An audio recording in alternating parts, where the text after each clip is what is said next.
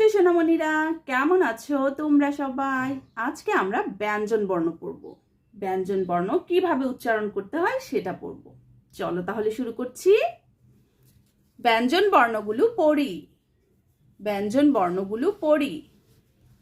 ক, ক, খ, খ, গ, গ, ঘ, ঘ, উ, উ, চ, চ, ছ, ছ, বর্গীয় জ, বর্গীয় জ, ঝ, ঝ, ইয়, ইয়, ট, ট, ঠ, ঠ, ড, ড, ঢ, ঢ, মূর্ধন্য ণ, মূর্ধন্য ণ, ত, ত, থ, থ, দ, দ, ধ, ধ, দন্ত ন, দন্ত ন, প, প, ফ, ফ, ব,